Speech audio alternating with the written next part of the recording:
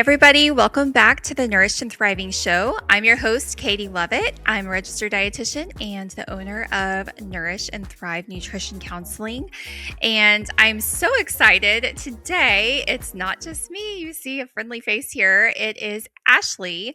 We are just laughing because we've known each other for a long time and we live only a few hours apart and we always talk virtually. So again, virtually, we're talking today.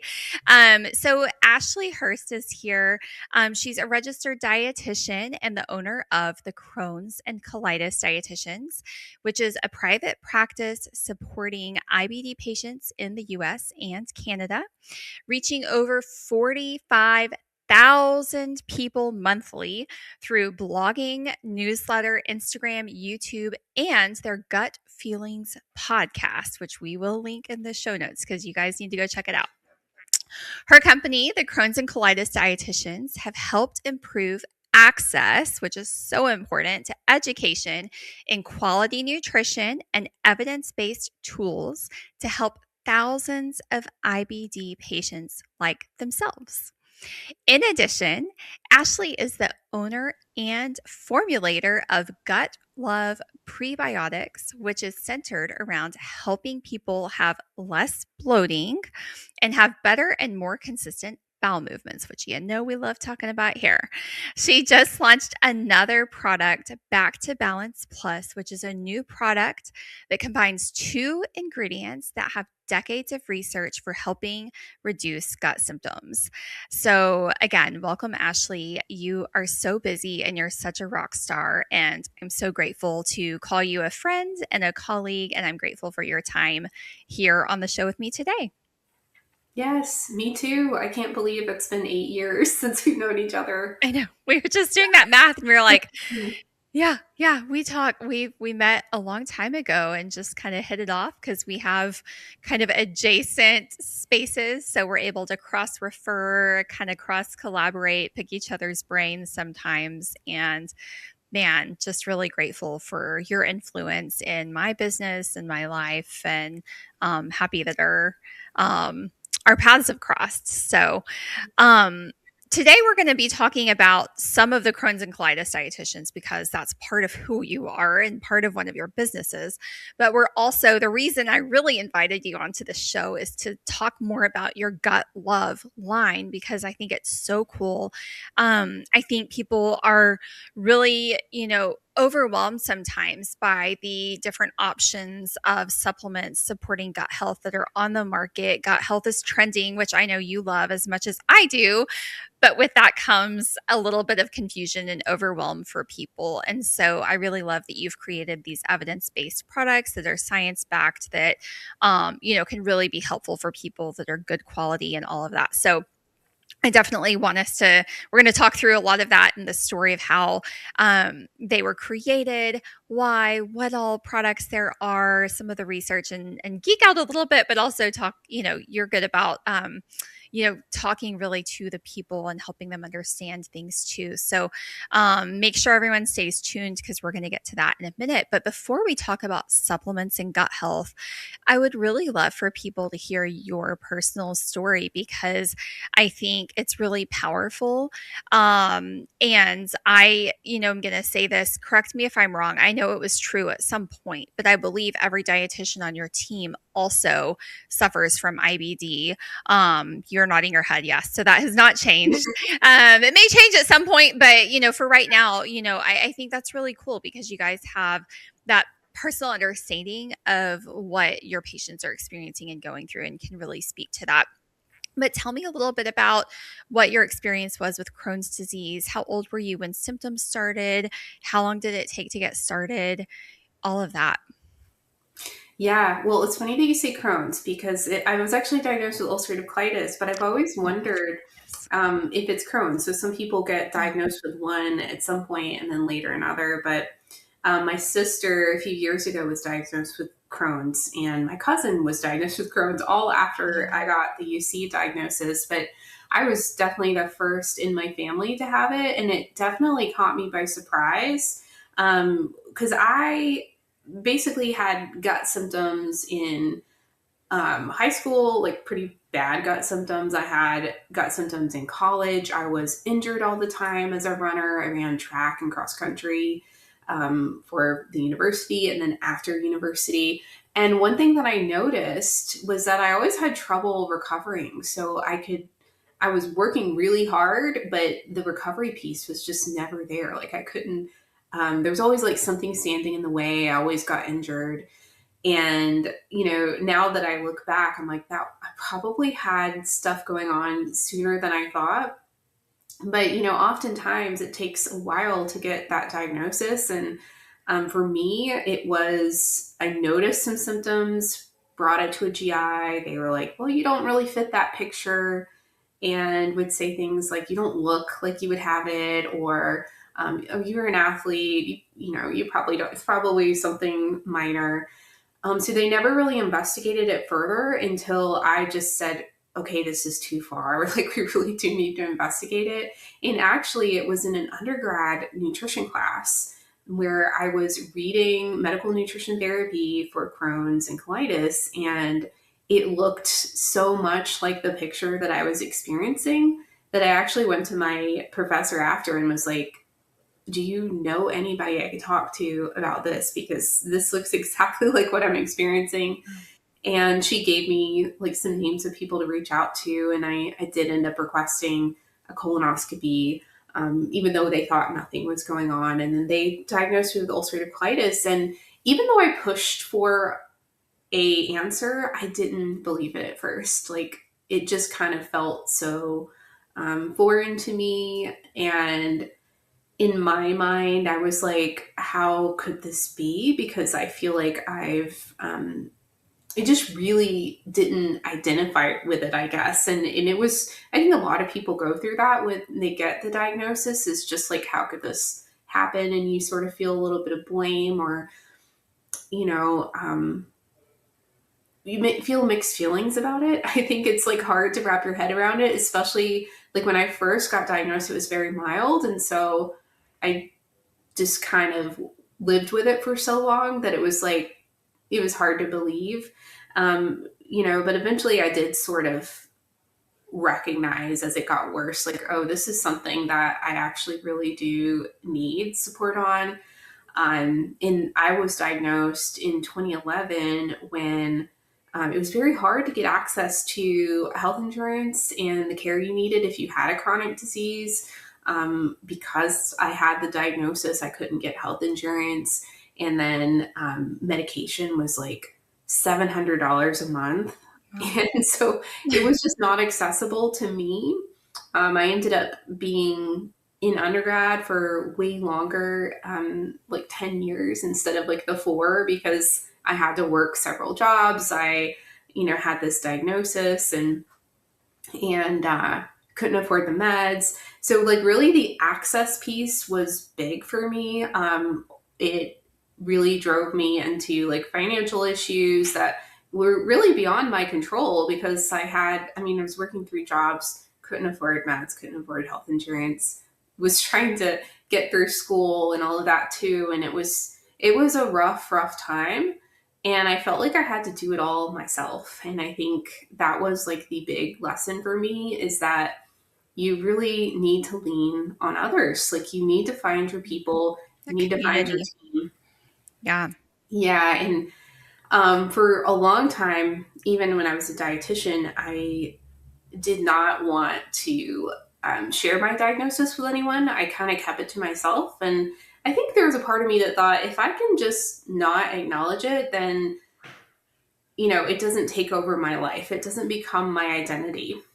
Mm-hmm. And so I was really thinking like that for a long time until my cousin, his name was Dan, he was diagnosed with Crohn's. And so he opened me up to talking about it. He was somebody that would just share everything and maybe even overshare. And he told me like it was such a point of connection for him. And that totally changed my mindset. I started to open up about it more. I started to open up about it with friends. I started to really share what I was going through, and that totally changed my life because previously I was hiding it, trying to not make it my identity. And then it became, oh, I actually really like working with Crohn's and colitis patients, and then even opening up about my own diagnosis at certain points was a point of helping people not feel so alone in their own journey.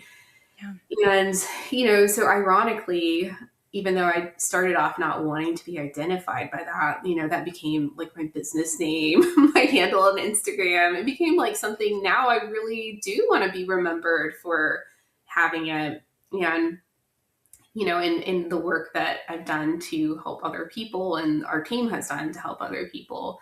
But I lost my cousin to like complications. And I think that impacted me on a deeper way because he dealt with this unique intersection with IBD, which is that you can have like pretty severe gut issues, and you can also have ARFID, which is kind of like a like disordered eating and restriction related to gut pain. So it's a different sort. It's not quite an eating disorder. It's not quite all gut. It's like that intersection that is very hard to treat. So if you end up in an eating disorder clinic, they don't know what to do with the gut stuff.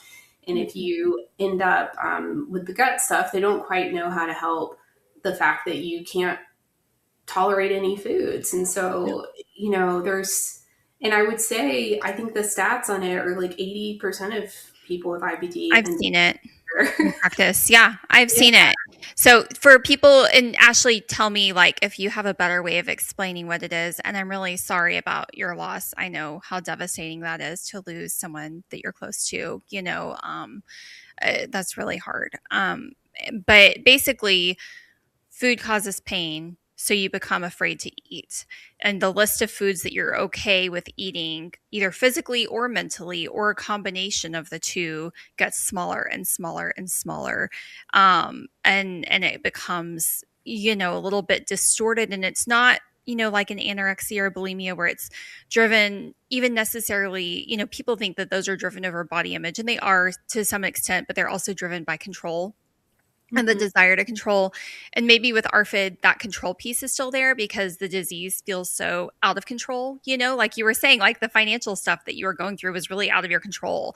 Yeah. And so I can see how people might have a little bit of that mental piece of control with it, but then it's that physical disease driver too, of like they legitimately feel pain. And then bringing in the whole like gut brain connection too, where, your gut becomes hypersensitive. So even if it's not pain from the IBD, it is still registering as pain because that gut brain connection has become so dysfunctional, I guess. Is that a good description or explanation? Yeah. Anything you want to add?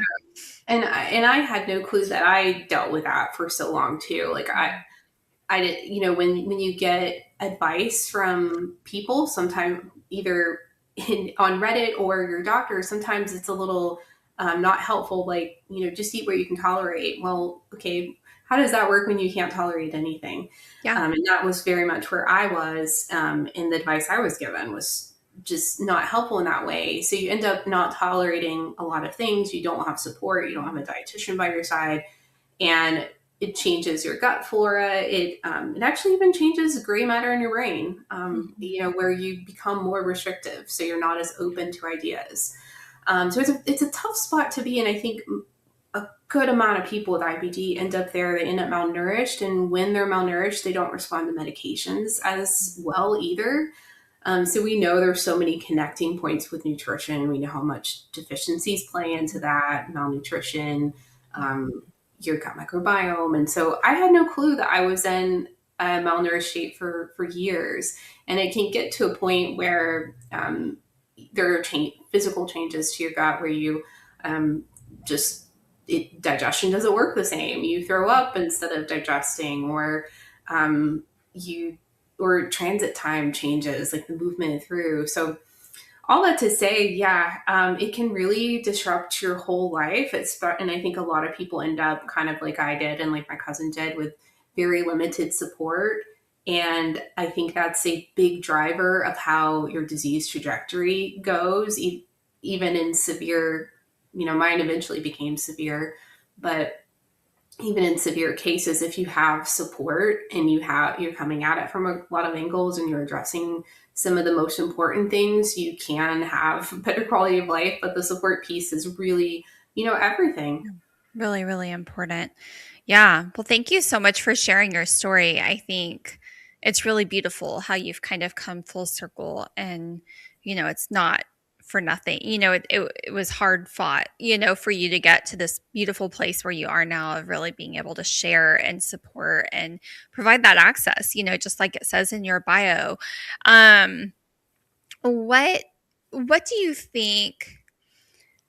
Well, I'm going to ask a different question.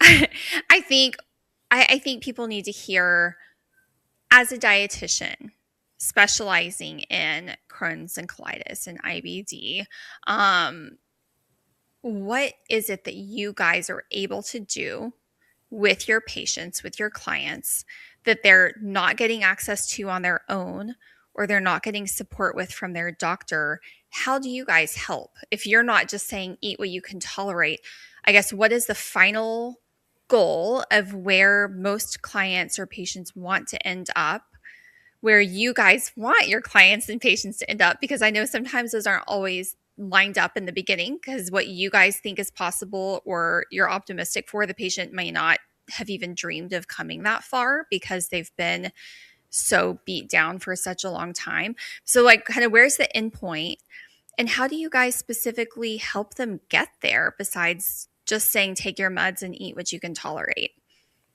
Yeah, oh, that's a good question.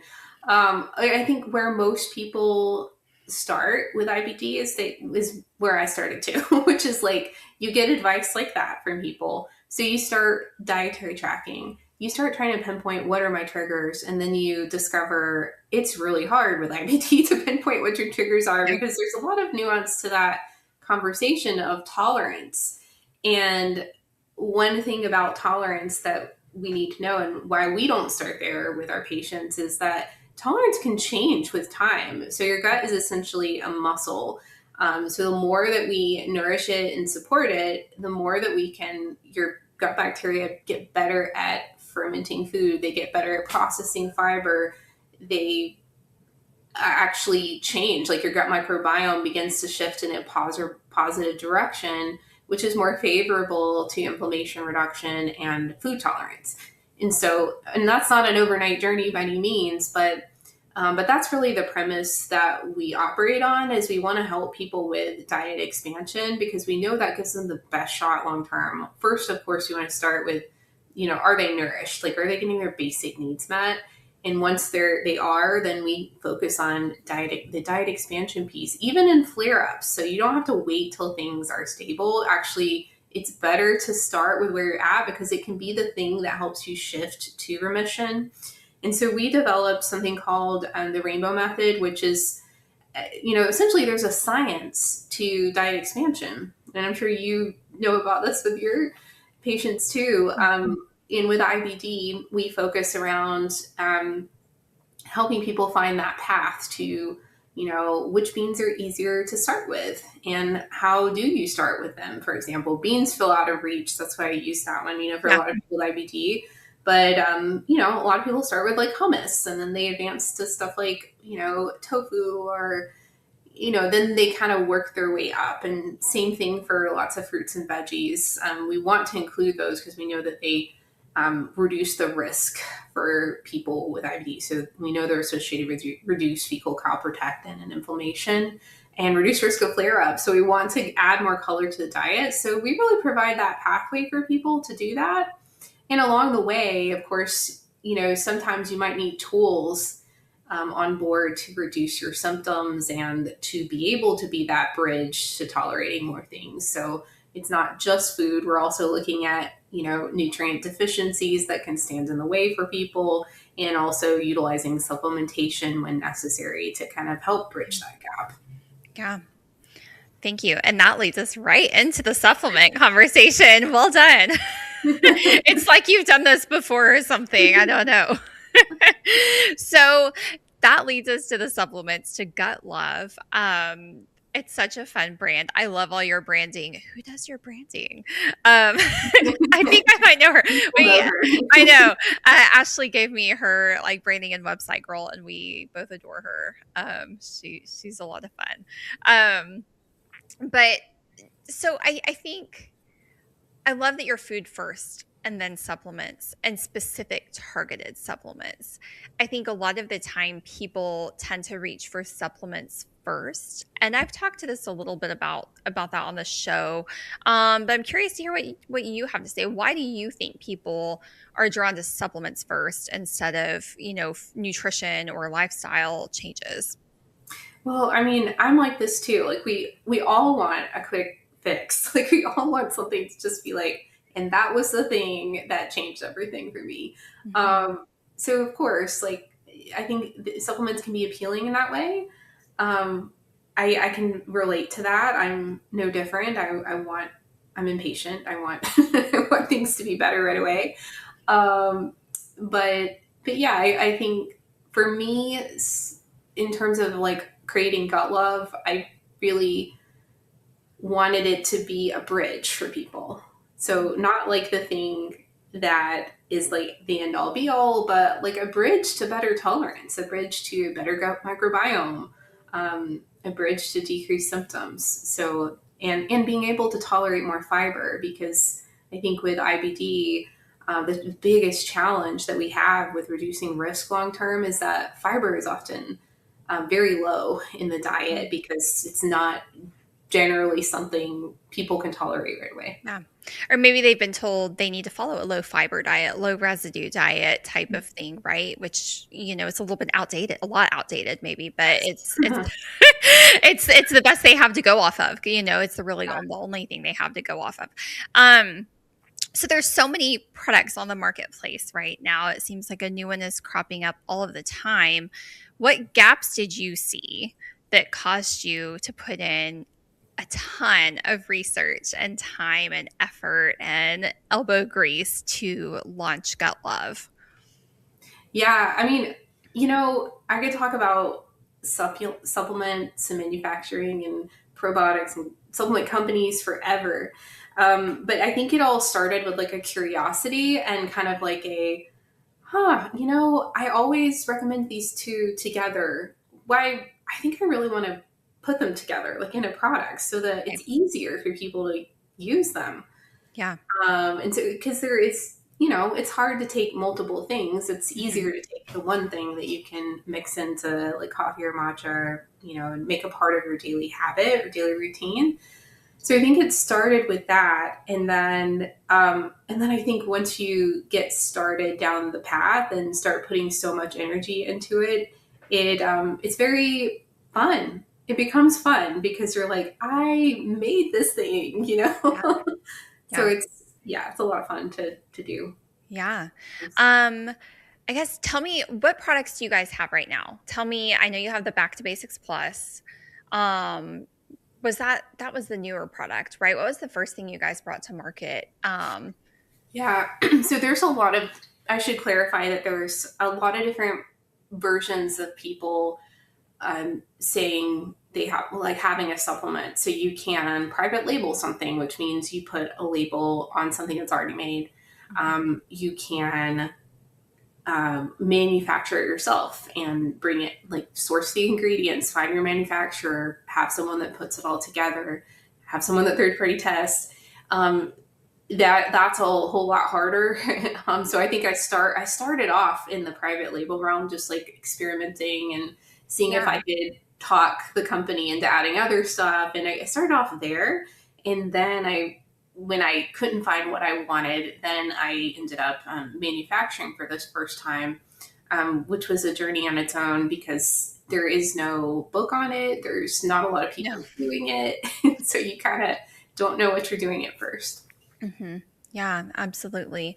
Um, how did you? I guess what surprised you the most about bringing it to market? So you started off doing some white label. I remember whenever you did that, by the way. That was a few years ago now. This is a It's several like, year journey, you guys. Yeah, yeah. it's a long time. What surprised you the most about bringing it to market? Um, I think. how much you have to fight it for quality surprised me.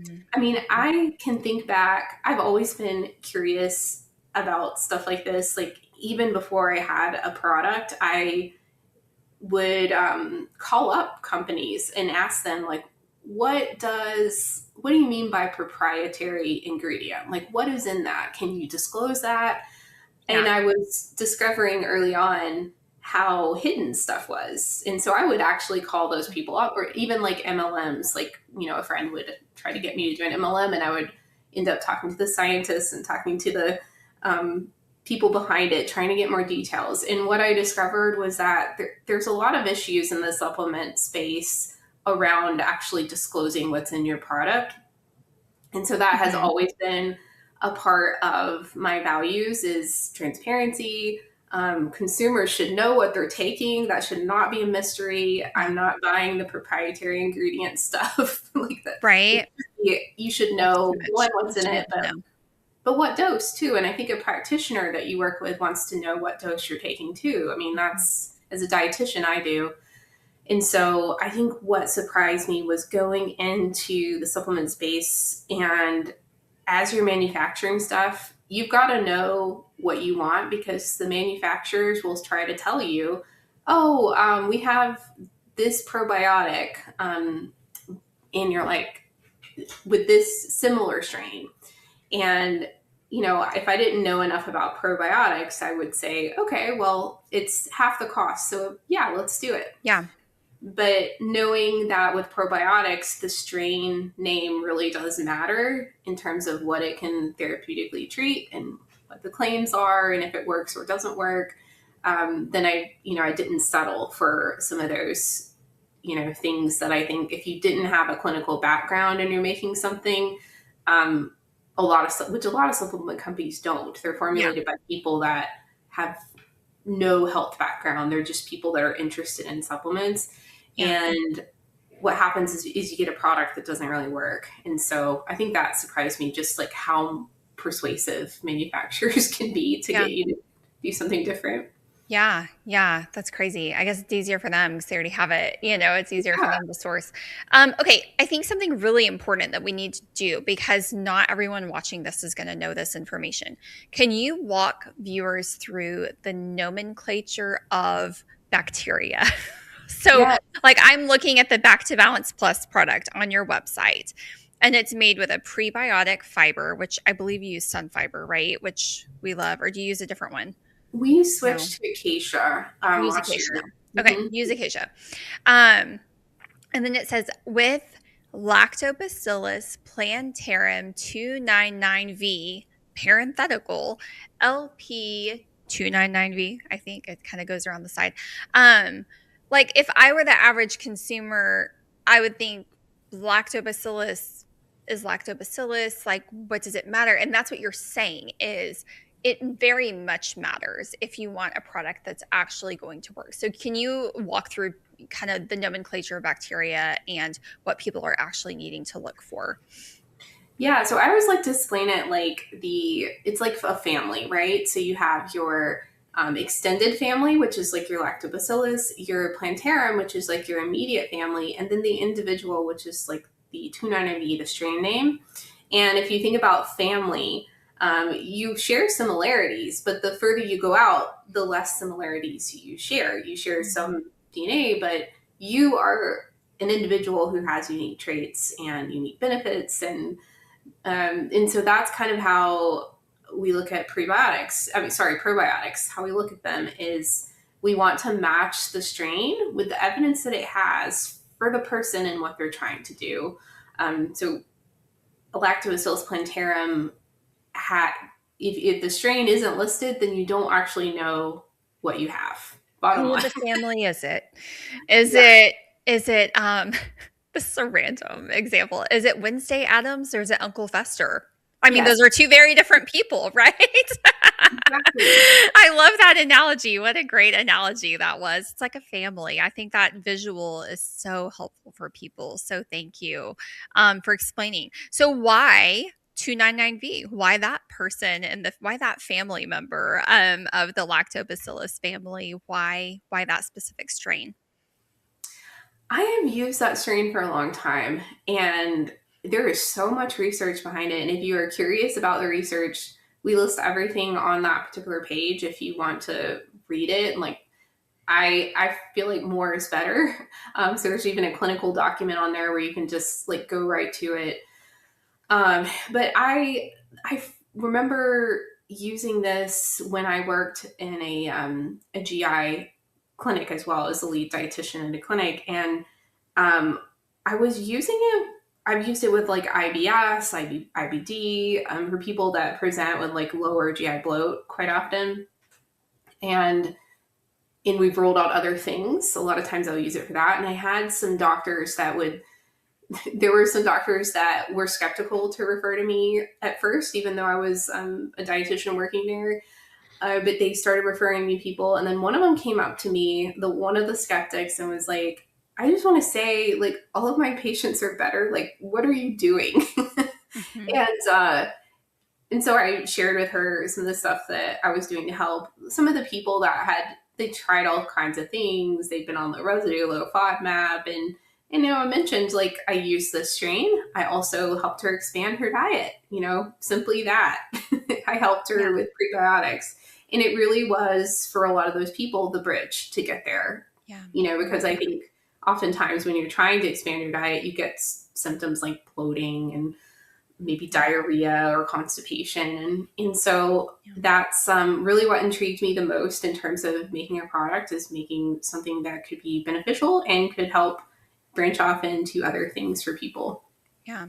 I love that. Thank you for explaining that. So And I think awesome. too, I have noticed a change in people like really wanting to move to like more as food based as possible. So like trying to really work with stuff that's more sustainable and more like food based at its core. So I've tried to lean in that direction a little bit more. Yeah. Yeah, I love that. And I love that you're using this as a bridge. I think that's something that you and I both have in common is we both use supplements intentionally and a lot of the time short term or with the hope of it being more short term. I think there are a handful of supplements that most people would probably benefit from being on long term. But I love that you and I are both like food first when possible. Use this to help you tolerate more foods, not to replace you eating well. Um, how specifically does this back to balance product help create that bridge for people? Like, why, whenever they take this, are they then able to better expand their diet without those side effects and symptoms? Yeah, I think a lot of it has to do with changes in the gut microbiome. So, you know, there's a prebiotic and a probiotic in there. Oftentimes, especially in IBD, we see lower levels of Lactobacillus bifido, Faecalibacterium praninci, some of those strains that we want to be there to have less gut symptoms and better gut outcomes. And so anything that you can do, any prebiotic strategy that helps encourage some of those things that are low is going to be helpful, especially for the long haul. So I think that is one benefit to it. The soluble fibers help to, soak up excess moisture in the gut, help in terms of creating something called butyrate further in the gut. And butyrate is this really awesome compound that helps with inflammation reduction and repair of your GI tract. So all those things are very therapeutic on their own, but the probiotic strain is also very helpful. Has a lot of good research on reducing bloat. So I think some of the research studies show like 50 to 60% reduction over 6 weeks. Yeah. Well, And there's, you can look at the research on the website too, but really like the 4 to 6 week range of taking it consistently is really where you see a lot of the benefits showing up. And I think a lot of that has to do with both the prebiotic action happening, but also the amount of time taking the probiotic. That's really where we see the most improvements for people. And yeah, so lots of good research on it, but those are the main core reasons why I think a lot of the people that take it are big fans and stay on it longer term.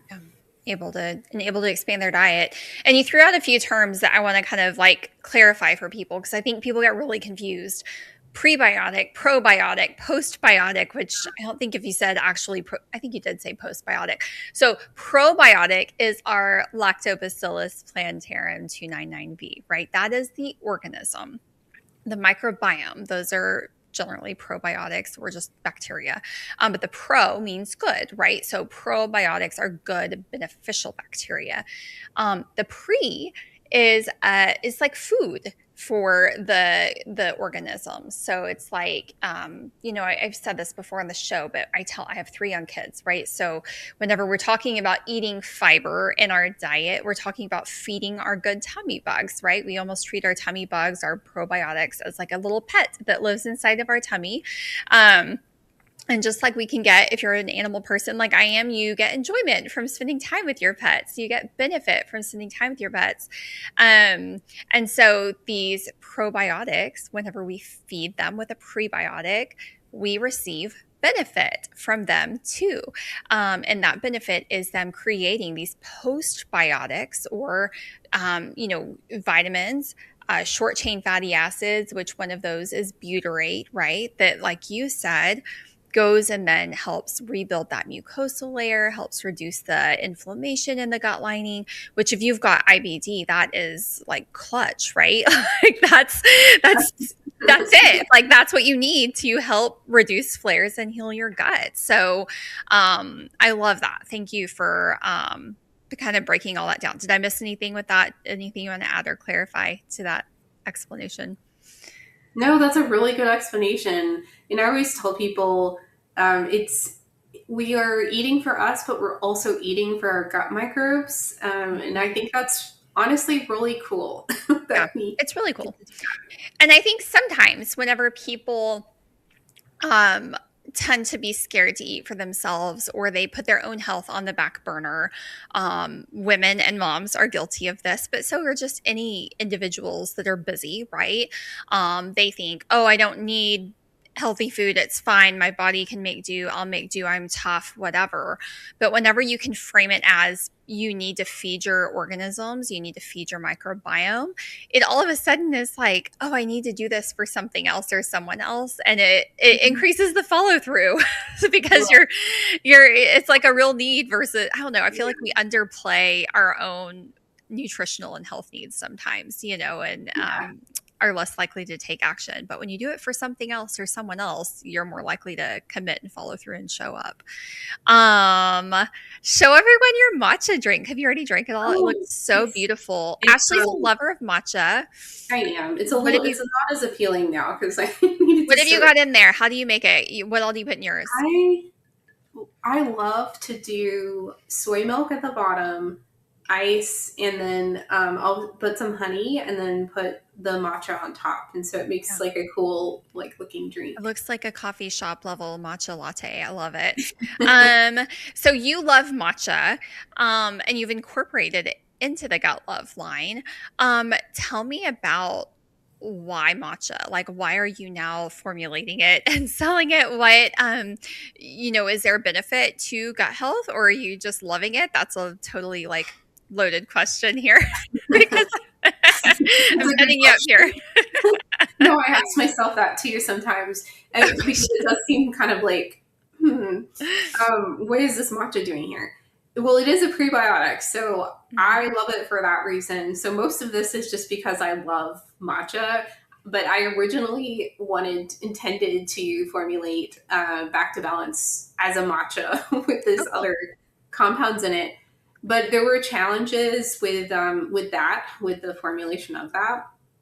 So I decided to do them separate, and I'm a big fan. I got interested in matcha probably, it's been a long time, over almost 10, 15 years ago. My sister had just got back from Japan, and she lived there for a little while. And so I learned about it a little bit through her, but then her and I traveled to Australia. Ironically, the first time I had matcha was in Australia. Oh, wow. And in an actual matcha ceremony, wow. Where we went to the ceremony where this lady introduced me to it. And it was the first time that I actually liked matcha.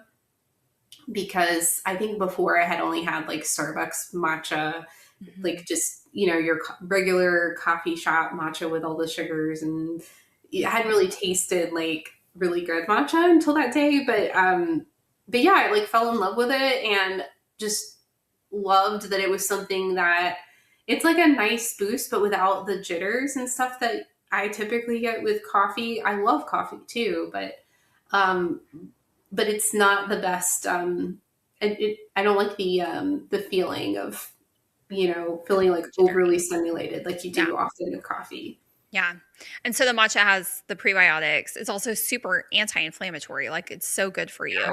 Um so matcha's what is matcha? Tell people like what matcha even is if they've heard of it but maybe like didn't know what it was exactly, like what exactly is matcha, and can they just go to the grocery store and buy something off the shelf, or like why does it matter what kind of matcha they buy? Yeah, so matcha is essentially just green tea, and black tea is actually green tea too. I didn't know that for a long time. But matcha is green tea where they actually pick the leaves a little bit earlier, so that's what gives it that bright color. And they grind up the leaves versus in a green tea you're steeping the leaves. So you get a lot more of the benefits from green tea in a matcha because of how it's picked. You know, things that are picked earlier are generally higher in, you know, a lot of the good stuff like antioxidants and L-theanine, which can help get that like calming feeling that you get with matcha. And I love that, you know, matcha has such a really rich, beautiful history. Like it's been used for centuries. Like for earlier, like I think its earliest use is back in, it was used in China. It's debated on whether it's from like China or Japan. They debate on that, but monks used to use it. Samurai warriors used to use it to prepare for battle because it gave them like a calm focus. Like it has such a really unique history, and we know a lot about it, and it's generally really good for you. So it's a Mhm. great small thing that you can do to support your gut health and to increase antioxidants. So that's kind of what drew me to it. Yeah, I love that. What about the quality?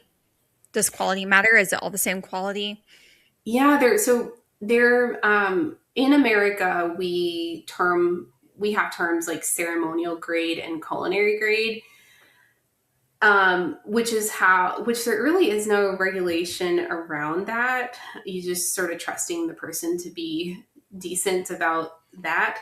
But you can tell quality. The brighter, you know, brighter stuff is generally going to be higher quality. It has to do with how quickly it's picked. But in Japan they actually grade it, so they have different degrees of um, like earliest pick, which is kind of what we think of as ceremonial grade, or what you would use in a tea ceremony is generally like the high quality Yeah. options. But you know, I like to look at quality, and I like to look at trying to find stuff that's sourced really well, because then it's going to taste better. And what's really interesting about matcha is it tastes very different, like depending on the region that it's grown in. So some of the best matcha is from like Uji City and that region because of the like it's a higher elevation. The soil is very different, so you get like a creamier unami flavor type matcha. Whereas, you know, there's other regions that you grow from that you might get like a grassier, Yeah. That's less been like more my tasty. experience, is like the grassier flavor. Yeah, so if you've had matcha before and you didn't like it, you might want to try looking into the region it was grown in, because you might find that you love. You know, a lot of people are drawn to more of like the creamy matcha, um, generally better tolerated. Yeah.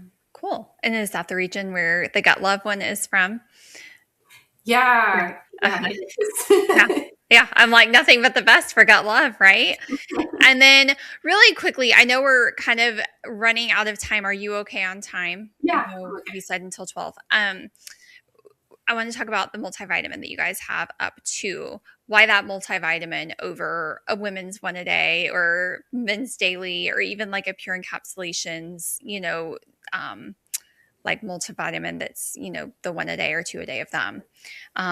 Is yours specifically formulated for IBD patients? Is it just convenience to, hey, you're getting your gut supplement from here, so grab the multi as well? Tell me a little bit about that. I mean, so our specialty is definitely prebiotics, which is what we sell the most of. But we early on had a multivitamin, and we had a subset of people that just really love it, and I kept it, including my mom, who just just would Just not your mom. get rid of I it. love that. So my mom is the reason it's still there. But yeah, I think probably like you, I look at absorption rates with Mhm. nutrients, and some are definitely better than others in terms of what you're actually keeping. So that kind of stuff matters. And um, yeah, it's night and day different from something like a 1 a day, or what's the one? I'm trying to think of the Centrum, Yeah. some of those. Mhm. I mean, yeah, the cost to make a good quality multi is a little bit higher, Mhm. but you'd be surprised, like the profit margin on some of the poorly made ones. They, even though it's very cheap, it Yeah. costs them not a lot to make it. Yeah. But yeah, if I'm going to take something, I want it to be well absorbed, You want it to and work. yeah, you want to get the benefits. Yeah.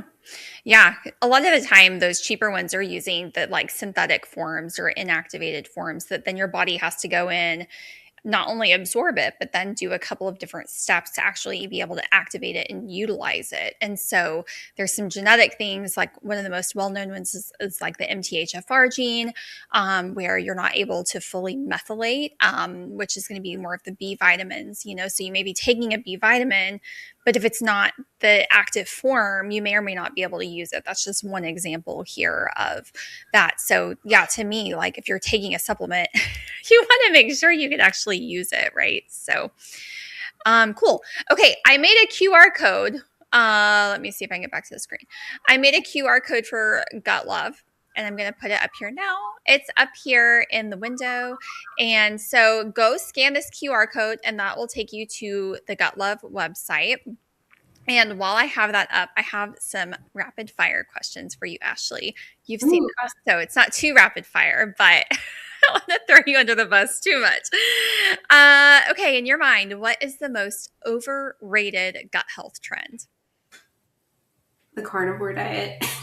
Ooh, okay, why? You have to expand now. Oh man, we had a blog on this that went viral, and we had to turn off comments on our blog. It was Wow, just people got angry and very into it. yeah, and I think it's very cult-like. People will very much defend it to the end. I think it's misleading. So it's misleading in that people go on it, they see reduction of symptoms, and they equate that to benefiting health. But that's not always the case. We see a lot of those people post carnivore. We see their labs.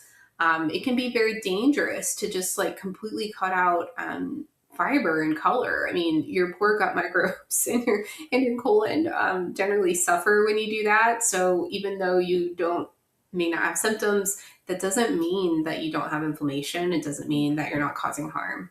Yeah. Just because you don't have symptoms doesn't mean you don't have inflammation. I think that's so key. So I wanted to repeat that. Okay, on the flip side of that, what is the most underrated gut health habit? Fiber, for sure. It's never something that I think people just tune it out. We're like, oh, we've heard that before. Like it's yeah, of course, eat fiber, but I don't think people maybe realize that there's so many different types of fibers, and many different ways of using those fibers. So there's some that ferment, some that don't, some that are soluble, insoluble. Um, in the qualities are really, knowing the qualities is really where the magic happens, and knowing how that impacts your gut microbes and how to really use that. Yeah. Yeah, I love that. I think it's so important. And whenever I've had patients do like food logging and stuff, the ones that are being intentional with their diet and eating pretty like healthy foods, they're eating vegetables every day, all of that, I think they're averaging about 15 grams of fiber a day. Where would you say they should be landing for optimal health, Ashley? really like 30 at least, Mhm. and more if you're older. But it is something. I agree. You kind of have to be conscious of it, or maybe do audits every now and then and kind of check and see. But there's a lot of fun foods that you wouldn't think are high in fiber that are, like, keiko nibs, and even some keiko has fiber, Mhm. and avocado. Avocado. Who knew? Yeah, I was going to ask for examples. So yeah, what's your favorite way to use the Keiko? I say cacao. I probably say it wrong. Nibs. They're like the little like cocoa powder, like hard crunchy things that kind of look like chocolate chips, but they're bitter, right? For people who don't know what they are, how do you use those in a diet? I haven't used those in a while. I actually see Carly all the time with Keiko Knit. She's always showing ways to get fiber on Uh-huh. Instagram. Shout out Uh-huh. to Carly. Um, She's a but gem. She's truly a gem. yeah. um, did I say Carly or Kylie? I think you said Carly. Oops. Yeah. It's been too long. Yeah. Yes. I think in the past I've mixed it with like peanut butter, like for something Yeah. quick, or Like like a thrown peanut it butter on and oatmeal chocolate. or smoothies. Yeah, like Yeah. yogurt. I'll do like a yogurt bowl and they're good on top of that. They add a little crunch. And I think that's something else too, like the bitter taste compound is so beneficial for digestion and we tend to avoid bitter. But once you really develop it and get used to it, you actually kind of start craving bitter things like arugula, like cacao, stuff like that. So try and add those more bitter foods into your diet and then you'll start actually wanting them more. One last question. Um, what is one thing that you wish everyone knew about gut health? Hmm. I so I what motivated me to get more interested in expanding my diet was just understanding what was actually going on, and like the science, and the just knowing how many benefits we get from supporting our gut microbe with very little input. I think was the most motivating factor for me. So I think that is something I wish people learn more about. We actually have something called the Rainbow Challenge on our website. It's totally free.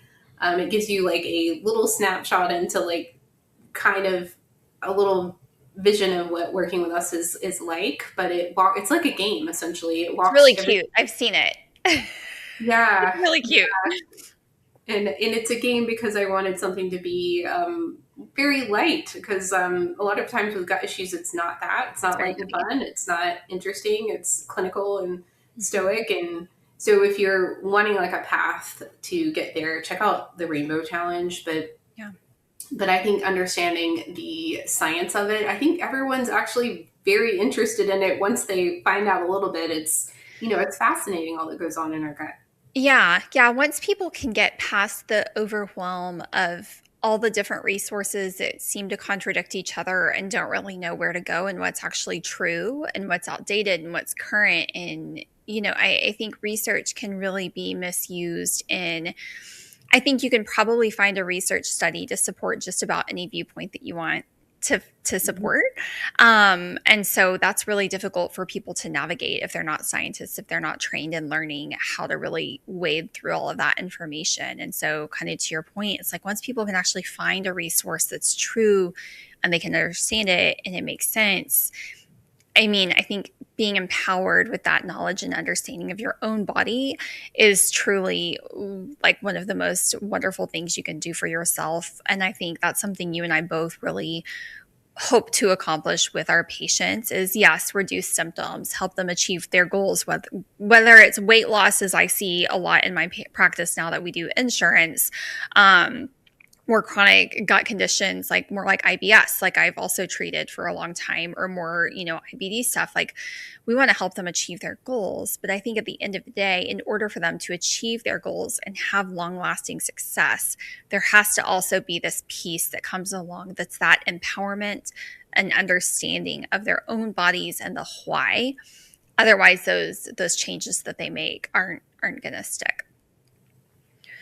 So good. Okay. If you missed scanning Ashley's QR code. You can pause this video and rewind and pause it again and scan the QR code. And we're also putting all of the links for Crohn's and Colitis dietitians, for Gut Love, all of that in the show notes. So make sure you guys go check those out. And then, Ashley, any other closing words for you? What, you want to leave anything with our viewers today?